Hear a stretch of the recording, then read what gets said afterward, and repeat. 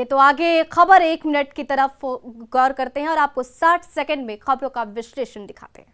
आपका क्या नाम है? रूसी हमले के कारण यूक्रेन में फंसे दरभंगा के बिलासपुर निवासी और मेडिकल छात्र मोहम्मद जैद सुरक्षित अपने घर लौट आए हैं। बच्चे को सुरक्षित अपने बीच देखकर परिजन खुशी से झूम उठे। जैसे ही छात्र के वापसी की खबर गांव के लोगों को मिली, लोग घर वापस लौटे छात्र से मुलाकात करने के लिए उनके घर इकट्ठा हो गए। जैद पश्चिमी यूक्रेन के शहर फ्रैंकविस्क में रहकर मेडिकल की पढ़ाई कर रहे थे, लेकिन यूक्रेन पर रूस के हमले के बाद वह वहां फंस गए थे। हालात बिगड़ते देख वहां से वो रोमानिया चले गए और वहां से केंद्र सरकार के सहयोग से सकुशल घर लौट आए हैं। सकुशल वतन वापसी पर मोहम्मद जैद के साथ साथ उनके घर वालों ने केंद्र सरकार और राज्य सरकार का आभार जताया है और ऑपरेशन गंगा की तारीफ की है।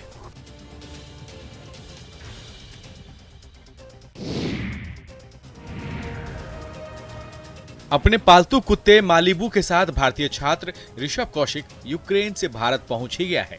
ऑपरेशन गंगा के तहत भारत सरकार की ओर से चलाए जा रहे मिशन के तहत ऋषभ अपने डॉगी मालिबू के साथ ही भारत पहुंचा है।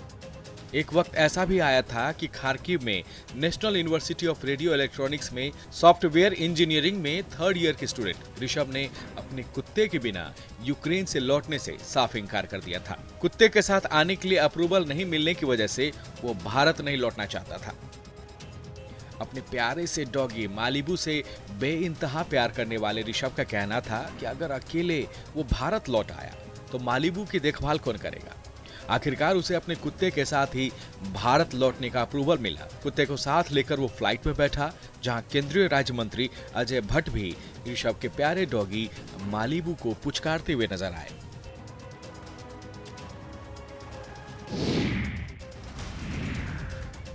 गोपालगंज में जमीन के लिए 2 भाई आपस में भिड़ गए। दोनों भाई एक दूसरे के जान के प्यासे हो गए। फुलबरिया थाना क्षेत्र के भागवत परसा गांव का ये मामला बताया जा रहा है, जहां जमीन विवाद में 2 भाइयों के बीच जमकर मारपीट हुई। मारपीट धीरे धीरे खूनी संघर्ष में बदल गया। टांगी से एक भाई ने दूसरे भाई की जान लेने की कोशिश की। मारपीट के दौरान दोनों घर की महिलाएं भी आपस में भिड़ गईं। दरअसल विवादित जमीन पर जब एक भाई दीवार का प्लास्टर कर रहा था, तो दूसरे भाई ने हथौड़े से दीवार को तोड़ना शुरू कर दिया।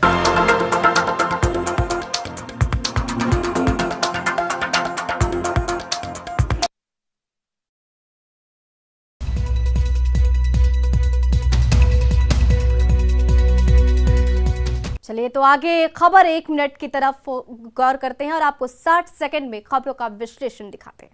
आपका क्या नाम है? रूसी हमले के कारण यूक्रेन में फंसे दरभंगा के बिलासपुर निवासी और मेडिकल छात्र मोहम्मद जैद सुरक्षित अपने घर लौट आए हैं। बच्चे को सुरक्षित अपने बीच देखकर परिजन खुशी से झूम उठे। जैसे ही छात्र के वापसी की खबर गांव के लोगों को मिली, लोग घर वापस लौटे छात्र से मुलाकात करने के लिए उनके घर इकट्ठा हो गए। जैद पश्चिमी यूक्रेन के शहर फ्रैंकविस्क में रहकर मेडिकल की पढ़ाई कर रहे थे, लेकिन यूक्रेन पर रूस के हमले के बाद वह वहां फंस गए थे। हालात बिगड़ते देख वहां से वो रोमानिया चले गए और वहां से केंद्र सरकार के सहयोग से सकुशल घर लौट आए हैं। सकुशल वतन वापसी पर मोहम्मद जैद के साथ साथ उनके घर वालों ने केंद्र सरकार और राज्य सरकार का आभार जताया है और ऑपरेशन गंगा की तारीफ की है।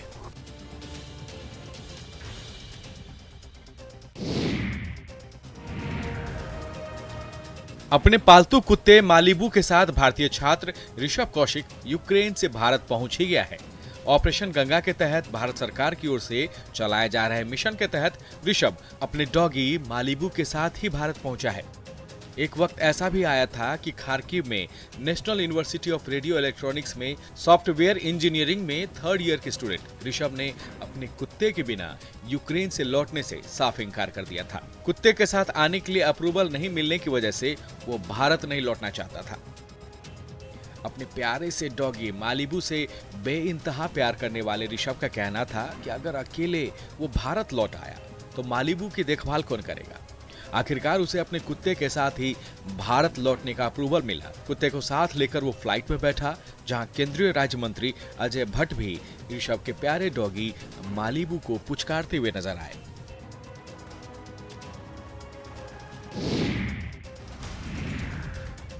गोपालगंज में जमीन के लिए दो भाई आपस में भिड़ गए। दोनों भाई एक दूसरे के जान के प्यासे हो गए। फुलबरिया थाना क्षेत्र के भागवत परसा गांव का ये मामला बताया जा रहा है, जहां जमीन विवाद में दो भाइयों के बीच जमकर मारपीट हुई। मारपीट धीरे धीरे खूनी संघर्ष में बदल गया। टांगी से एक भाई ने दूसरे भाई की जान लेने की कोशिश की। मारपीट के दौरान दोनों घर की महिलाएं भी आपस में भिड़ गईं।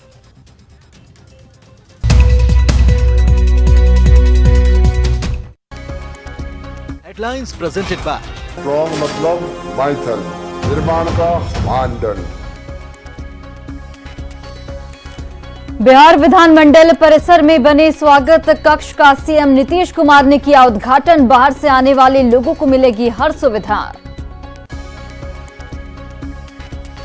गोपालगंज में हॉरर किलिंग। कोटवा गांव में पिता ने की बेटी की हत्या। पिता के पसंद किए लड़के से शादी करने से लड़की ने किया था इनकार। भागलपुर धमाके का सामने आया। झारखंड कनेक्शन एटीएस की जांच में बड़ा खुलासा। झारखंड से लाया गया था विस्फोटक। पटना में बड़े सेक्स रैकेट का खुलासा। कोठियों और होटलों में की जाती थी लड़कियों की सप्लाई। वीडियो बनाकर किया जाता था ब्लैकमेल। और रांची सहित 7 जिलों में आज से खुले 1 से 8वीं तक के स्कूल। अभिभावकों की सहमति के बाद ही स्कूल आ सकेंगे छात्र। जारी रहेगी ऑनलाइन क्लास की सुविधा। हेडलाइंस प्रेजेंटेड बाय स्ट्रॉन्ग मतलब माइथल निर्माण का मानदंड।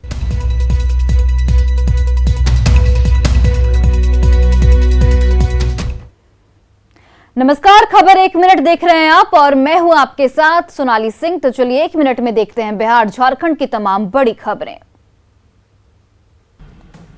पटना के रिहायशी इलाके खासकर अपार्टमेंट में सेक्स रैकेट का धंधा धड़ल्ले से जारी है, जिसका खुलासा पटना पुलिस ने किया है। कुछ दिन पहले ही पटना के जगदेव पथ स्थित अपार्टमेंट से पुलिस ने छापेमारी करते हुए सेक्स रैकेट में शामिल लड़कियों को छुड़वाया था। पुलिस को यहां से कुछ आपत्तिजनक सामान भी मिले थे और इसके बाद सेक्स रैकेट चलाने वाले संचालक को भी गिरफ्तार कर लिया गया था। पुलिस रैकेट में शामिल अन्य लोगों की जांच कर रही है, जिससे इस रैकेट में शामिल लोगों की गिरफ्तारी हो सके। पुलिस के मुताबिक लड़कियों से जबरन देह व्यापार कराया जा रहा है। लड़कियों को देह व्यापार के लिए होटलों और कोठियों में भेजा जाता था और फिर उसका वीडियो बनाकर उन्हें ब्लैकमेल किया जाता था। इससे पहले भी पटना के एक पौष इलाके में ब्यूटी पार्लर की आड़ में जिस्म फरोशी का धंधा चलने का खुलासा पटना पुलिस ने किया था। आईटीपी एक्ट का केस हुआ। अब वहाँ पर जो है इनमें से 2 लोग जो है नशे की हालत में भी थे, तो 2 एफआईआर हुए हैं। एक जो नशे की हालत में 2 लोग थे वो, और इनका अलग से आईटीपी एक्ट 370 आईपीसी और 376 आई।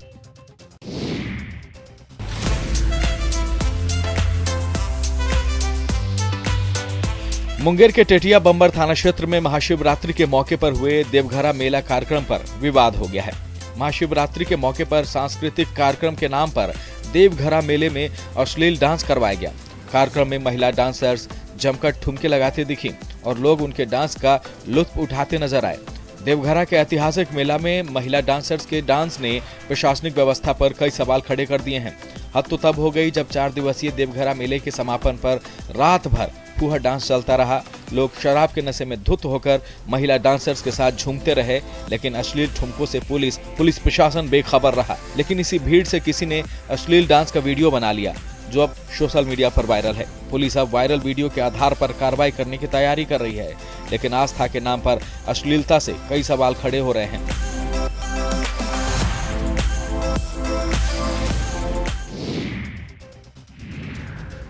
गोपालगंज में एक पिता पर अपनी ही बेटी की हत्या का आरोप लगा है। आरोप है कि नगर थाना क्षेत्र के कोटवा गांव के रहने वाले एक शख्स और उसके भाइयों ने शराब के नशे में इस जघन्य अपराध को अंजाम दिया है। धारदार हथियार से गला रेतकर बेटी की हत्या का आरोप उसके पिता और चाचा पर लगा है। हत्या के बाद शव को पास के खेत में फेंक दिया गया। वारदात के बाद पूरे इलाके में सनसनी फैल गई। पुलिस हत्या के पीछे हॉरर किलिंग के साथ साथ कई अन्य बिंदुओं पर जांच कर रही है।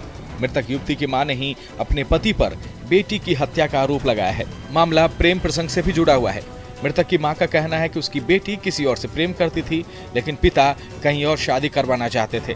लड़की जब इस शादी के लिए राजी नहीं हुई तो शराब के नशे में आरोपी पिता ने पहले बेटी की हत्या की और फिर अपनी पत्नी को भी पीट कर घायल कर दिया। पुलिस अब आरोपियों की तलाश कर रही है। घर वाले कहीं अलग शादी करना चाह रहे थे, लड़की कहीं अलग करना चाह रही थी। उसी क्रम में वाद विवाद के बीच की घटना घटने की बात मृतका की मां के द्वारा बताया गया है। सीतामढ़ी जिले में शिक्षा व्यवस्था पर सवाल उठ रहे हैं। हाल ये है कि नौनिहालों के भविष्य से खिलवाड़ किया जा रहा है। बच्चे आसमान के नीचे बैठकर पढ़ाई कर रहे हैं और ये सिलसिला सालों से यूं ही एक जैसी ही है। सोनबरसा प्रखंड के मड़वा मरतब गांव में बस कागज पर स्कूल का नाम है। 1200 बच्चों के लिए स्कूल का भवन नहीं। बच्चों के पढ़ने के जज्बे को देख स्कूल के शिक्षक ने स्थानीय मदरसा में इन्हें पढ़ाना शुरू कर दिया। मदरसे के 2 कमरे में 1200 बच्चे पढ़ने जाते हैं। जहां एक कमरे में MDM का अनाज रखा होता है तो वहीं दूसरे कमरे में कुछ ही बच्चे बैठकर पढ़ पाते हैं। बाकी के बच्चे खुले मैदान में नीचे बैठते हैं और पढ़ाई करते रहते हैं। स्कूल के नाम पर जमीन जरूर है, लेकिन वहां स्कूल का भवन बनाने की तरफ किसी का ध्यान नहीं जा रहा। कई बार इसे लेकर शिकायतें भी की गई है, लेकिन अब तक शिकायतों पर किसी ने अमल नहीं किया है। आज जर्जर स्थिति में जो भी 2 रूम है वो भी जर्जर स्थिति में है। कब गिर जाएगा, बच्चे कब मर जाएंगे, इसका कोई ये नहीं है, ठिकाना नहीं है। और जो व्यवस्था है, धूप में हो, पानी में हो, बारिश में हो, ये सब आपके सामने है जो आप देख रहे हैं।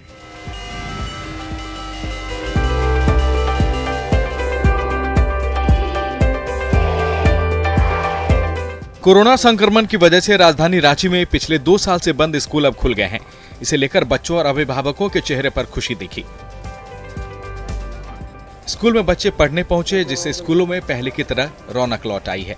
पूरी तरह से कोविड गाइडलाइन का पालन करते हुए इन बच्चों को स्कूल के अंदर जाने दिया गया। वहीं स्कूल में असेंबली का भी आयोजन किया गया, जहां बच्चे सोशल डिस्टेंसिंग के साथ कतार में खड़े दिखे।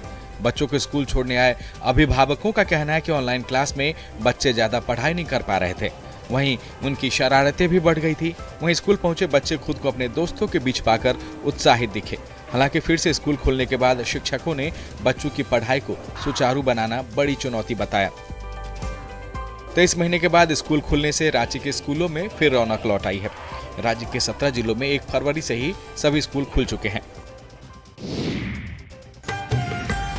गया के वजीरगंज में जमीन के नीचे से एक 5 फीट की मूर्ति मिलने से लोग कई तरह की चर्चाएं कर रहे हैं। विशनपुर पंचायत के हंसराजगढ़ गांव में खुदाई के क्रम में 5 फीट की आदमकाई मूर्ति मिली है। जमीन के नीचे से मिली मूर्ति को आसपास के लोग बौद्धकालीन मूर्ति बता रहे हैं, तो कोई इस मूर्ति को भगवान विष्णु या राम की मूर्ति बता रहे हैं। गांव के लोगों का कहना है कि 20 साल पहले भी 10 बीघे में फैले गढ़ में मूर्ति मिली थी और उस मूर्ति को लोगों ने मंदिर में स्थापित कर पूजा अर्चना करना शुरू कर दिया था। साथ ही कुछ साल पहले एक बुद्ध की मूर्ति भी यहाँ से मिली थी, जिसे पटना म्यूजियम में रख दिया गया है। इस बार भी JCB से खुदाई के दौरान मिली 5 फीट की मूर्ति को लोगों ने मंदिर में स्थापित कर दिया है और उसकी पूजा अर्चना कर रहे हैं। लोगों की माने तो यहाँ की जमीन में कई और मूर्तियाँ हो सकती है। सब सामान निकला होगा, रात में न जाने क्या क्या निकला है, तस्वीर वगैरह का चिन्ह है वहाँ। और हम प्रशासन से भी रिक्वेस्ट करेंगे कि गांव में निकला है तो गांव में मूर्ति रहना चाहिए। हम लोग पूजा पाठ करते हैं, हिंदू धर्म के लोग हैं। बिहार में पारंपरिक खेती के साथ साथ मुनाफे वाली खेती पर किसान ज्यादा जोर दे रहे हैं। बाढ़ की जीविका दीदी आरती ने भी अपने पति के साथ स्ट्रॉबेरी की खेती कर सबका ध्यान खींचा है। आमतौर पर स्ट्रॉबेरी की खेती ठंडे प्रदेशों में होती है, लेकिन जीविका दीदी आरती ने बाढ़ की जमीन पर स्ट्रॉबेरी उपजाकर दूसरे किसानों को भी इसकी खेती करने की हिम्मत दी है। अथमलगोला प्रखंड के फलेलपुर पंचायत में जीविका दीदी ने पहले प्रयोग के तौर पर 1 कट्ठे में स्ट्रॉबेरी की खेती की है। अक्टूबर महीने में खेतों में लगाई गई स्ट्रॉबेरी अब तैयार हो चुकी है। 1 कट्ठे में स्ट्रॉबेरी लगाने में लगभग 11,000 रुपए लगे और मुनाफा 30 से 35,000 रुपए का हो रहा है। जीविका की ओर से जिले में स्ट्रॉबेरी की खेती का सफल प्रयोग किया गया है। अब लक्ष्य है कि आरती जैसे जिले के कई महिला किसान स्ट्रॉबेरी की खेती करें। किसानों को स्ट्रॉबेरी की खेती की जानकारी दी जाएगी, यानी कम लागत में ज्यादा मुनाफे वाली खेती कर जीविका की महिला दीदी समृद्ध होंगी।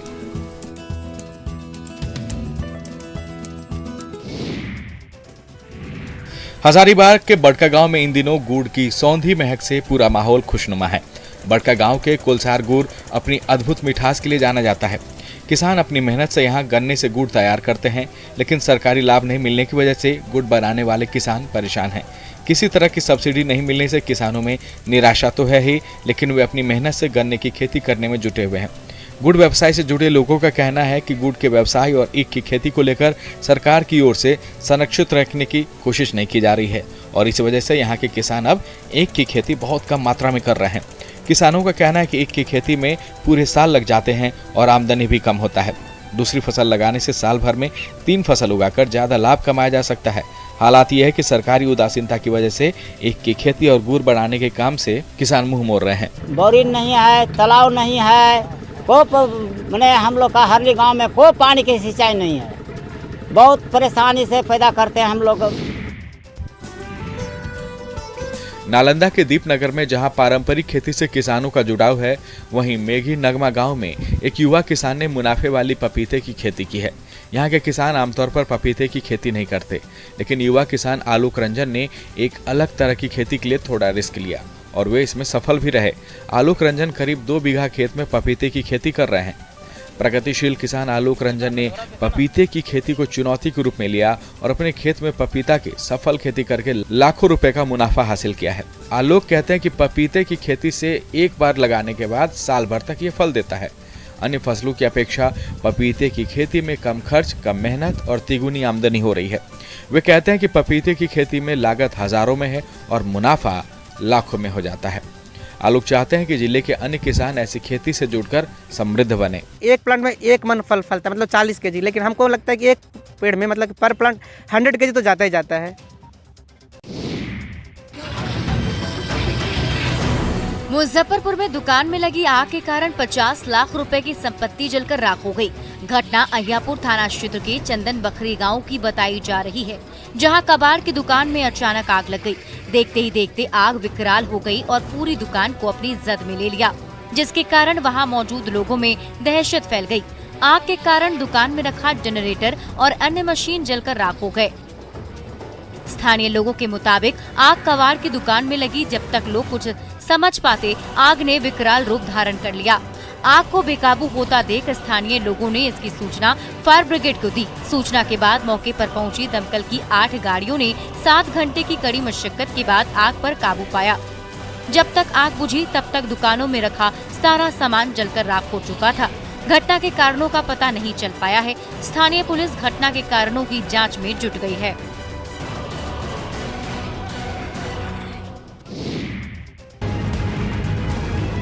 बेतिया में मोबाइल की दुकान में अचानक आग लग गई। देखते ही देखते आग ने भयानक रूप ले लिया, अन्य दुकानों तक फैल गई, जिसके कारण वहां मौजूद लोगों में अफरा तफरी मच गई। घटना नगर थाना क्षेत्र के राजगुरु चौक की बताई जा रही है। लोगों के मुताबिक आग मोबाइल की दुकान में लगी और कुछ ही देर में दूसरे दुकानों को भी अपने चपेट में ले लिया, जिसके बाद वहां लोगों ने आग को बुझाने का प्रयास किया। हालात बेकाबू होता देख लोगों ने फायर ब्रिगेड को घटना की जानकारी दी। मौके पर पहुंचे दमकल कर्मियों ने आग पर काबू पाया। तब तक 2 दुकानें जलकर राख हो गई। अगलगी के कारण 10 लाख रुपए की संपत्ति का नुकसान बताया जा रहा है। घटना के कारणों का खुलासा नहीं हो सका है। हालांकि स्थानीय लोग आग लगने की मुख्य वजह शॉर्ट सर्किट को बता रहे हैं।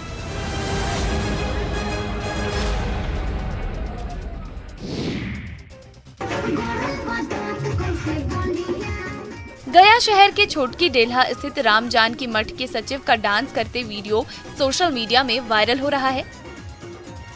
सोशल मीडिया में वायरल हो रहा वीडियो मठ के सचिव महावीर दास की बताई जा रही है। वायरल वीडियो में सचिव कार्यक्रम में किन्नरों के साथ डांस और छेड़छाड़ करते हुए दिखाई पड़ रहे हैं। वीडियो के वायरल होने के बाद से स्थानीय लोगों में सचिव के खिलाफ रोष है। घटना के बाद से स्थानीय लोग मठ के सचिव का विरोध कर रहे हैं। लोगों ने उनके खिलाफ पुलिस में शिकायत दर्ज कराकर कार्रवाई की मांग की। लोगों की तरफ से दर्ज शिकायत के आधार पर स्थानीय पुलिस वायरल वीडियो की जांच कर रही है। खबर के मुताबिक वायरल हो रहा वीडियो काफी पुराना है। हालांकि न्यूज़ 18 सोशल मीडिया पर वायरल हो रहे वीडियो की पुष्टि नहीं करता, लेकिन मठ सचिव की ओर से की गई शर्मनाक हरकत के कारण स्थानीय लोगों में सचिव के खिलाफ गुस्सा है।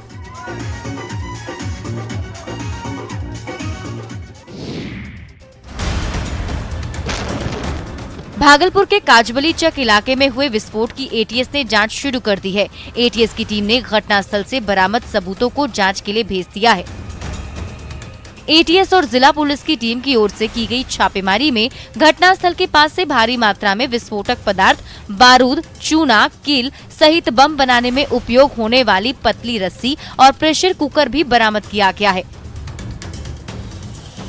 बरामद सामान को पुलिस ने जब्त कर लिया। हालांकि इस दौरान पुलिस ने किसी व्यक्ति को गिरफ्तार नहीं किया। पुलिस कप्तान धमाके में शामिल लोगों के जल्द गिरफ्तार करने का दावा कर रहे हैं और आरोपियों के खिलाफ कड़ी कार्रवाई करने की भी बात कह रहे हैं।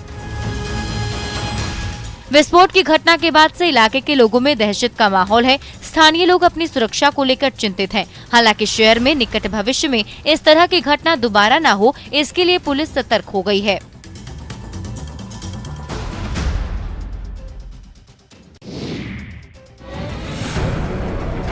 जमशेदपुर के पुराना केबल टाउन स्थित बिरला मंदिर शराबियों और अपराधियों का सुरक्षित ठिकाना बन गया है। अपराधी विशाल मंदिर परिसर का फायदा उठाकर यहां अनैतिक कार्यों को अंजाम दे रहे हैं।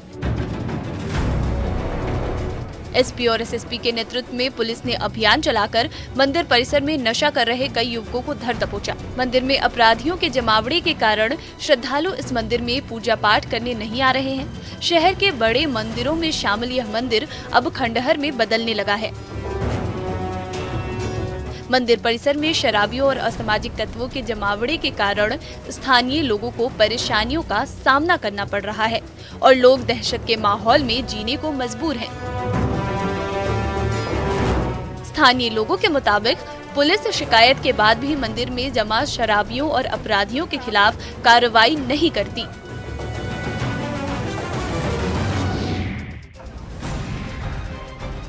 रामगढ़ के सौंदा स्याल मुख्य मार्ग पर सौंदा के पास हाइड्रा क्रेन की चपेट में आने से युवक की घटनास्थल पर मौत हो गई। घटना भुरकुंडा ओपी थाना क्षेत्र स्थित मुख्य मार्ग की बताई जा रही है।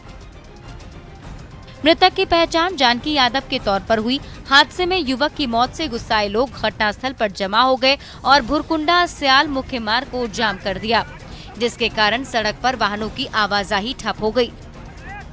जाम की सूचना मिलते ही मौके पर पहुंची स्थानीय पुलिस ने हंगामा कर रहे लोगों को शांत कराने तथा जाम को खुलवाने की कोशिश की, लेकिन लोगों ने पुलिस पर क्रेन चालक को भगाने का आरोप लगाकर पथराव कर दिया। लोगों की तरफ से जारी पथराव को देखकर पुलिस के जवान वहां से भागने पर मजबूर हो गए। हंगामा कर रहे लोग आरोपी वाहन चालक के खिलाफ कार्रवाई की मांग कर रहे थे, जिसके कारण मुख्य सड़क पर अफरा तफरी का माहौल बन गया।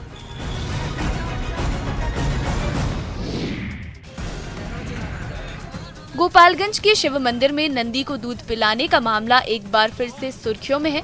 घटना गोपालगंज के फुलवरिया प्रखंड स्थित मांझा गोसाई गांव की बताई जा रही है, जहां शिव मंदिर में नंदी की प्रतिमा के दूध पीने की खबर जैसे ही लोगों को मिली, मंदिर में नंदी की प्रतिमा को दूध और जल पिलाने के लिए श्रद्धालुओं की भीड़ लग गई। सैकड़ों भक्त घरों से दूध लेकर गांव के शिव मंदिर के पास जमा हो गए। घटना का वीडियो सोशल मीडिया पर वायरल हो रहा है, जिसमें लोग भगवान नंदी की प्रतिमा को दूध पिलाकर पुण्य कमाने की होड़ में दिखाई दे रहे हैं। नंदी को दूध पिलाने के लिए उमड़ी भीड़ में महिलाओं की संख्या अधिक दिखाई पड़ रही है। भक्तों की भीड़ पूरी श्रद्धा से भगवान नंदी की मूर्ति की सेवा कर रही है और भगवान से अपनी इच्छाओं को पूरा करने की गुहार लगा रही है। शिव मंदिर में स्थापित नंदी के मूर्ति को भक्तों की तरफ से दूध पिलाने की खबर लोगों के बीच चर्चा का विषय बना हुआ है।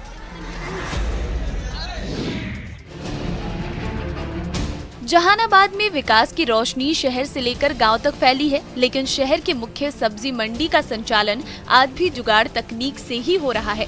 यहां दुकान और दुकानदारों के आशियाने का एकमात्र सहारा पॉलिथीन है। जहानाबाद सब्जी मंडी में छोटी बड़ी 137 दुकानें चल रही हैं। इसमें 120 सब्जी और फल की दुकानें हैं। बाकी मुर्गा मछली समेत दूसरी दुकानें लगती हैं। इस मंडी परिसर में 17 दुकानें नगर परिषद के वेडिंग जोन में हैं। बाकी अन्य दुकानें अव्यवस्थित तरीके से संचालित हो रही हैं। इस व्यवस्था का खामियाजा अन्य दुकानदारों को भुगतना पड़ रहा है। मंडी में दुकानदारों के लिए न शौचालय की व्यवस्था है और न ही पीने के लिए शुद्ध पानी का। मंडी में शौचालय नहीं होने के कारण सबसे ज्यादा परेशानी महिला दुकानदारों को ही हो रही है। सब्जी मंडी में स्थित नाला भी जाम हो गया है, जिसके कारण बारिश के दिनों में दुकानदार जल जमाव की समस्या से भी परेशान रहते हैं।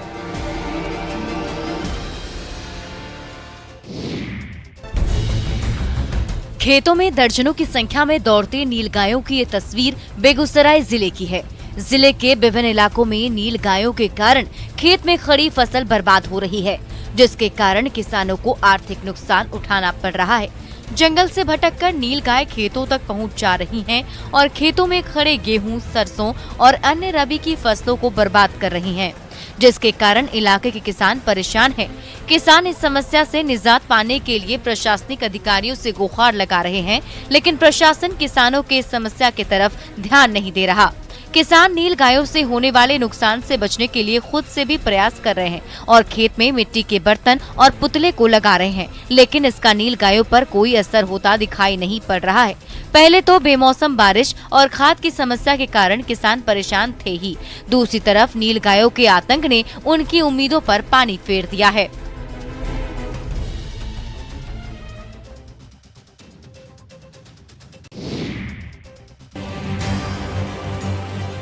जमुई जिले के सुदूर इलाके में रहने वाली महिला चिंता देवी पर्यावरण की सुरक्षा के लिए लगातार काम कर रही हैं। 52 साल की चिंता देवी का मुख्य काम जंगल को बचाना, पेड़ लगाना और उनकी देखभाल करना है। लोगों के बीच पर्यावरण संरक्षण की मिसाल बन चुकी चिंता देवी को उनके इस काम के लिए कई बार पुरस्कार भी मिल चुका है। चिंता देवी जिले के मंशियानी गांव की निवासी हैं, जो मुख्य तौर पर नक्सली इलाके के रूप में जाना जाता है, लेकिन इस महिला को नक्सलियों से कोई डर नहीं। नक्सलियों के डर से बेखौफ होकर ये महिला करीब 2 दशकों से पेड़ को बचाने के साथ साथ पेड़ पौधों की नर्सरी की भी देखभाल कर रही है। इसके लिए उन्होंने अन्य महिलाओं को साथ में लेकर टीम का भी गठन कर लिया है, जिसका मुख्य काम जंगल की देखभाल करना है और अन्य लोगों को पर्यावरण की सुरक्षा के प्रति जागरूक करना है। सांसारिक चिंताओं से बेखबर चिंता देवी पेड़ पौधों को ही अपना परिवार मानती हैं और हर वक्त जंगल की रक्षा के लिए तैयार रहती हैं। और फिलहाल इस बुलेटिन में बस इतना ही। आप देखते रहिए न्यूज़ 18 बिहार झारखंड।